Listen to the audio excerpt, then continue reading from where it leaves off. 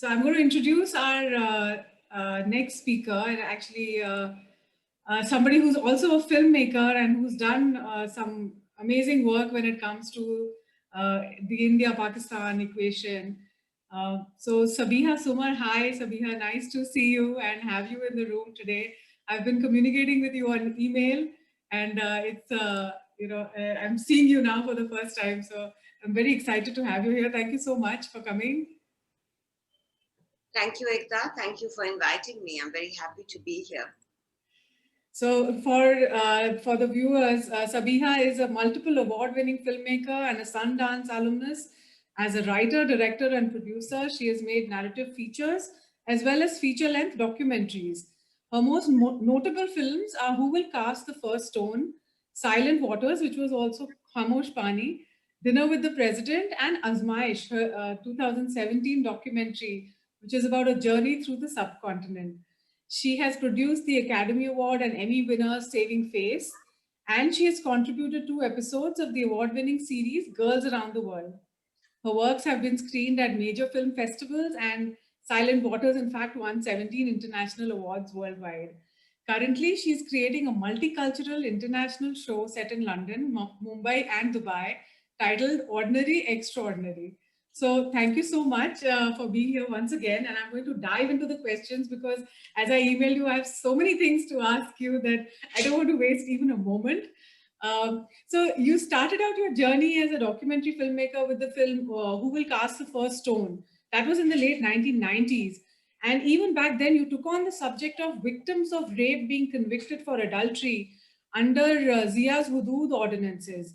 So I'm curious to know that why, as a young filmmaker, you picked up a subject that was going against the law of the land, and how did the making of that film impact you? How did it lay the foundations of your future career as a filmmaker? Ekta, one doesn't have to agree always with the law of the land, right? A law has to be legitimate also. So a law that is so discriminatory, as the Hudud ordinances are, they discriminate against 52% of the population, women and minorities. So one had to take a stand against it, and I was not the only one. There was a strong women's movement in Pakistan that was also against the Hudud ordinances, and we worked together. And as a filmmaker, for me, it was important to tell the story, in a film and bring out what the impact was on women. That was really what my motivation was and the impetus behind making the film. And the second part of your question was about how did it affect you as a filmmaker? How did it affect me?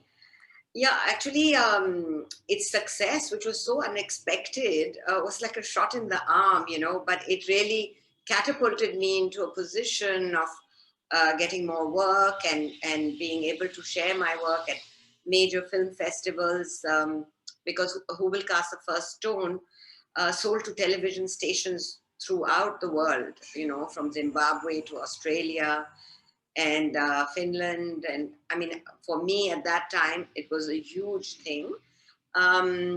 So from there, my career started, and I felt that I really understood the power of films, how they could impact the world, because I got a lot of feedback on this film. So it was really for me to put to test what I had already believed, that films are a very dynamic and a very dominant force. So after that, you made the film, your first feature film, which was Khamosh Pani, or later Silent Waters. It's considered one of the most heartbreaking film of Partition. And I just recently spoke to somebody during the putting together of this summit, and she said that she cried for 45 minutes after seeing that film. And I mean, I can totally, appreciate her sentiment. How were you able to, we just spoke about this question in the previous panel, and Tazeen answered it, but I would like to know your perspective as well. How were you able to distance yourself emotionally during the film production, or rather channelize, your emotion in a way that will bring out the horror of the partition, which is also part of our shared history? between India and Pakistan. You know, when you talk about somebody crying, and you've actually said 45 minutes, and that's very precise. Very precise, yeah. You know, that's, I guess, the power of storytelling, that it can evoke empathy in another person who may not have lived those circumstances, you know, but the film can communicate that experience to people. And that is what I believe is the power of cinema, that it can turn you around to make you understand things that you didn't understand before.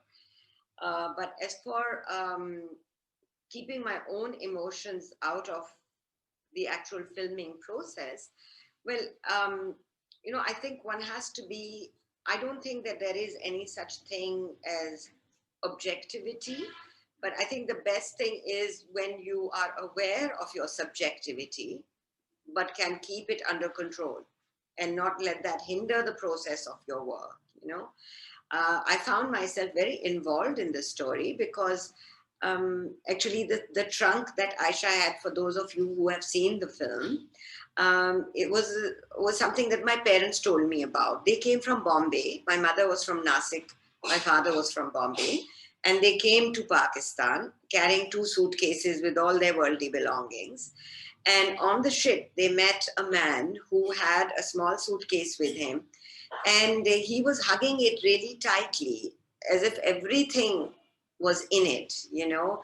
And he would from time to time open it and grieve over it and close it and then open it and grieve over it. And my parents watched this process and understood that there was no one with him. You know, he was alone. And in fact, they found out later that he had lost his whole family during the riots in Bhiwandi. So they adopted him, and my grandparents adopted him and brought him, you know, he was a Gujarati, and I still remember him as a child. And I remember this trunk under his bed, you know. So that became very much a part of the story for me. So it's when you can actually distance yourself enough to be able to use your own material and experiences in a creative way, you know, to bring your story more alive. You know, also the whole film is, there's a lot of trauma in the subject. The subject is like that. And how do you as a filmmaker deal with the subject of trauma, and how do you deal with it in a humane way? Because there is a tendency for some people to, you know, perhaps take it in a different direction, maybe with an agenda, or with some kind of a voyeuristic gaze. And also the other aspect is that, does this recreation of trauma, is it helpful for those who've been through the trauma? Does it help them to sort of get over it, or is it more done for the others to empathize with the victims and for the survivors? What has your experience been? Because you've worked with these people who have gone through the process of trauma, and you've also been creating cinema for those, you know, for creating empathy for those people. You know, for me, every fiction film also begins with some research with real people who've been through it. And I always try to find a piece of myself, a corner of myself in the situation, whatever that means, because that is what makes the story possible to tell. Because if you don't identify, I mean, you may not have gone through the exact same events, you know, but unless you are immersed in it in some way, and you can understand and feel it, it becomes a very distant thing. I'm telling a story because it's important, but that won't really make it a story that is heartfelt, you know, which is important for me. So I feel that my inner compass kind of guides me to find my stories and find myself within the stories that I hear. I think that when we bring trauma on the screen, when we are able to tell those scenes, we actually allow people to understand them from a slight distance, you know. And that is a healing process. I think it is a process of letting go. It has the power for you to experience the cathartic, you know, the crying or the, you know, getting involved in that life and letting go of that. So I do think that cinema does have that power too. Yeah. Coming to Azmaish, which you made in 2017, and you've journeyed through India and Pakistan, and I recently had the good fortune of seeing it. You know, you've brought up a lot of questions of national and religious identity for both India and Pakistan. And you also seem to predict in the film that, and this was made in 2016 probably, or 2017 maybe, that India is going to go down the same religious extremism route as Pakistan. And in fact, even in your earlier films like Silent Waters, this question of religious extremism is, you know, this is something that seems to bother you as a person and as a filmmaker. So how do you distance your own strong personal opinion from the more journalistic, documentarian and professional perspective while shooting? Or can these two never be completely divided? Okay, there are many questions in your question. There are many different parts to this. You know, it is true that both Azmaish and Silent Waters deal with religious extremism, but I think that the similarities end with that because Silent Waters is really about the Pakistan movement and its turn towards recreating Pakistan into a religious state and creating that identity in a very strong way. Whereas Azmaish is more about how a secular India is looking to a religious identity, a Hindu religious identity, and what could be the reasons for that. It's an exploration, you know, of that. And both are set in a completely different political milieu in that sense. So I think that things have begun to converge paradoxically between India and Pakistan. Pakistan started out saying it's an Islamic state, it's a religious identity. India started out as a secular country, and then it's going towards that. So my idea was to really explore why that is happening, you know, and can India learn from Pakistan about what it means to take on a religious identity? Does India question that? So do you think that your personal opinion cannot be completely separated from your journalistic view, or have you managed to do that in these films? Actually, you know, the way I make films, I don't consider myself to be a journalist. Because every film of mine has a part of me in it. I'm in it because I'm an interlocutor. I'm not an actor. I'm asking a question that is deeply inside my psyche, and I want answers to that, or I want to learn more about it. So it's something that I am working with in myself, and then I go out and try and find. So it's a very, it's like a growth for me. You know, I grow in this process, and it's I don't see it as a journalistic. My approach is not journalistic. You know, so yeah.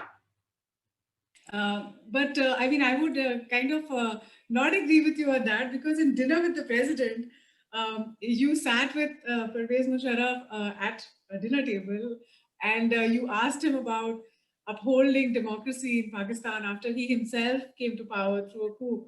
And you know, it was really interesting the way you did it, because this is a similar thing that you did in the movie Azmaish, that you went to politicians, powerful politicians. One of them is a feudal chief, and the other is a religious leader.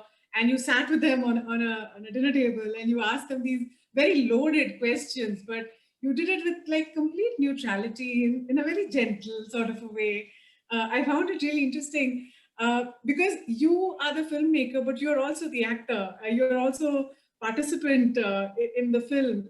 So how did you come up with this format and this very interesting dinner table concept? And was it like a way for you to get them to reveal the truth?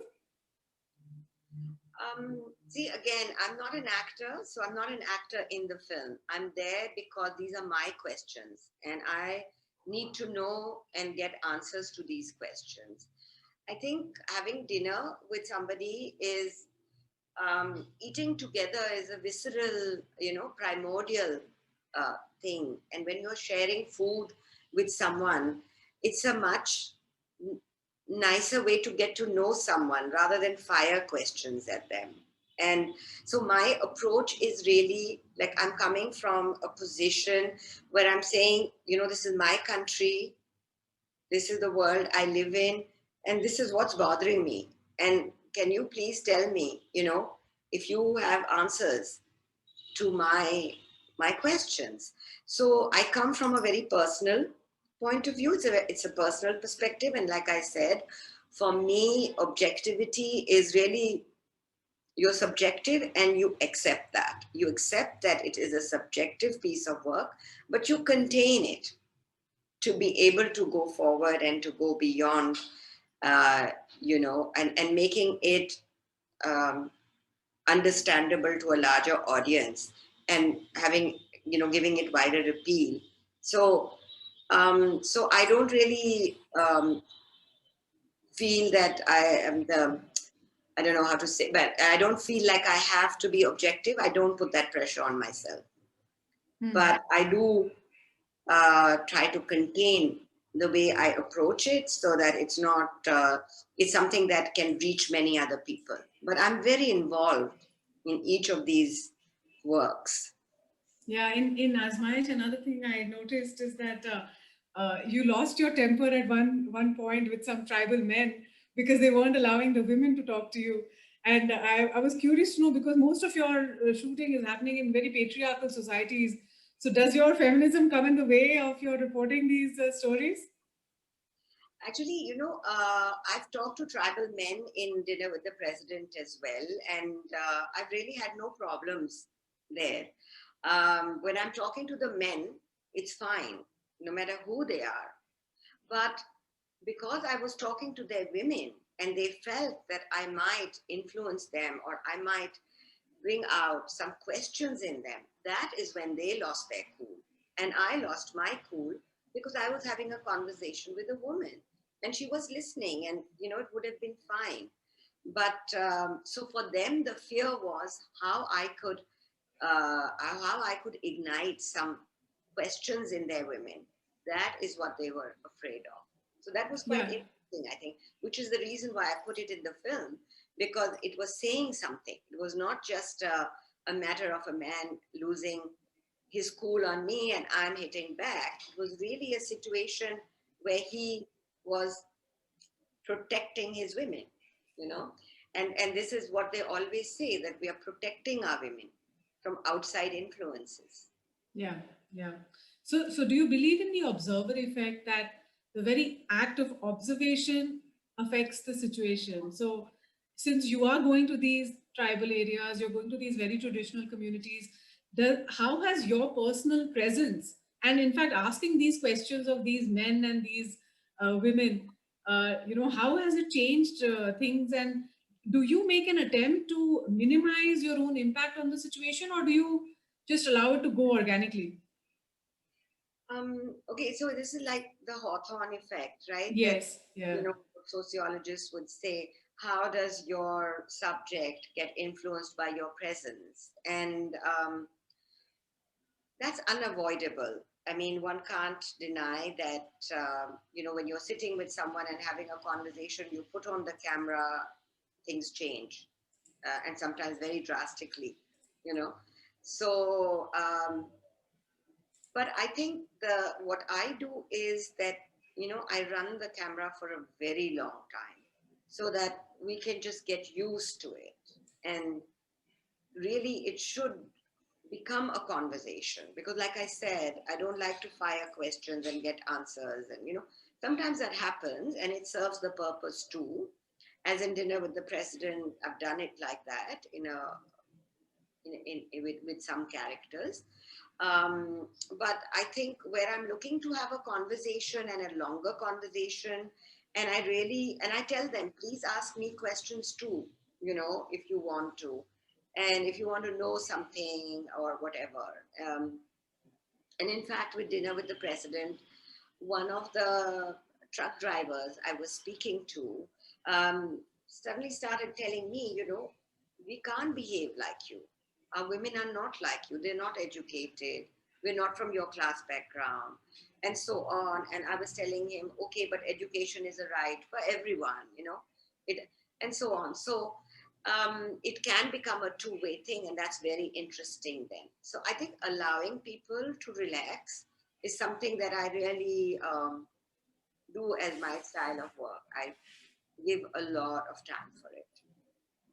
So that's really interesting. How it's your presence in these situations is kind of maybe laying the seeds for some kind of change in the future in the men or in the women. We don't know, but it would be interesting. Maybe somebody should make a documentary about documentary filmmakers, and how they've influenced the communities where they've made those documentaries. Yeah. So, do you believe the role of a filmmaker is to capture life or to influence life, influence the viewers and their life through the film, or is it both? I would say that I capture life with the idea that it will compel the viewers to rethink and re-question the status quo, and that it might, get them to look at things differently. Um, but then, of course, there's another side to it, right? Where some people don't want change and therefore will become even more staunch in their position and find ways to say, oh, this woman is, um, westernized, too educated, Character ही खराब है. खराब है, बदतमीज हैं, I don't know what. So it can also get people to entrench. It can have the wrong effect too. But the real purpose is to really bring out questions, and get people to think about things. Because, for example, when you see Pakistan and India, and you're showing your films at festivals abroad, and people can get into it, get into the characters. Like with Silent Waters, a lot of people talk to me about their sons, who are turning either towards religion or toward white supremacy. Now imagine a situation in America, say, between a white American man and a South Asian woman, and the son turns out to be a white supremacist. What do you do then? I mean, this is a heartbreaking and terrible situation. So people could identify with what Salim and Aisha were going through. So it's a universal thing. I think if the film was just, touching the hearts of people in the subcontinent, it would have been so successful. It's a really, really sad film, and uh, you know, every time there comes a point in it when you want it to get better. It's just very heartbreaking that this is how life is for some people, and though many of us are, we go towards hope. Um, you know, I think sometimes films like this are necessary to remind us that it's only the privileged among us who can talk about hope and talk about a better life and all that. Many of us don't have those options at all. So I think in that sense, it's an eye opener of a movie. And so coming to the final question for today, you've now shot so much in India and Pakistan, and what is the essence of our two countries that you have seen through your filmmaker's gaze, and is there any hope for us? I feel neither India nor Pakistan have really found themselves, and they haven't discovered who they are. So just to give you an example of how we have taken on the history of the subcontinent given to us by our colonial masters. So we've actually talked about, you know, events in our history in colonial terms, like the Mutiny of 1857. And it was much later, in 1950, that Soviet historians actually told us that this was, and correctly so, a war of independence. You know, it's so derogatory to say Mutiny of 1857. So, and we weren't the ones to take to take that initiative. So there is a lot in our history which we haven't understood, that we haven't uncovered. And I think that's really the issue, that we need to really discover who we are, because we are still shrouded in colonial history and still using the language that they gave us. So, but as for hope, I think one has to look to Faisab for some, uh, you know, because his poetry always seems to be relevant for all times and for all people. So I'll just read out a very little bit of it. हम देखेंगे, लाजिम है कि हम भी देखेंगे, वो दिन के जिसका वादा है, जो लोहे अज़ल पे लिखा है, हम देखेंगे,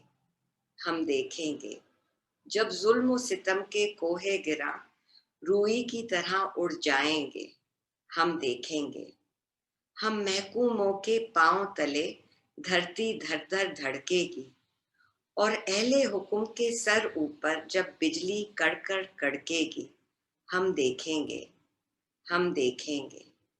बस नाम रहेगा अल्लाह का, जो गायब भी है हाजिर भी, जो नाजिर भी है मंजर भी, उठेगा अनल हक का नारा, जो मैं भी हूँ और तुम भी हो, और राज करेगी खल्क़ खुदा, जो मैं भी हूँ और तुम भी हो, हम देखेंगे, लाजिम है कि हम भी देखेंगे.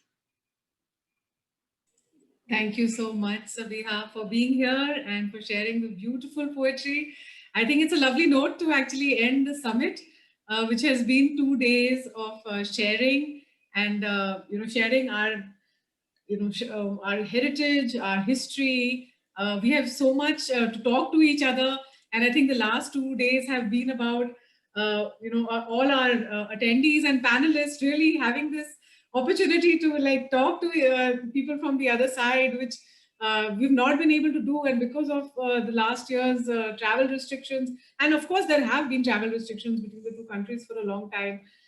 This has been a platform for us to just have normal conversations with each other about a lot of things, and that was really a perfect ending for the whole summit. So thank you once again for being here.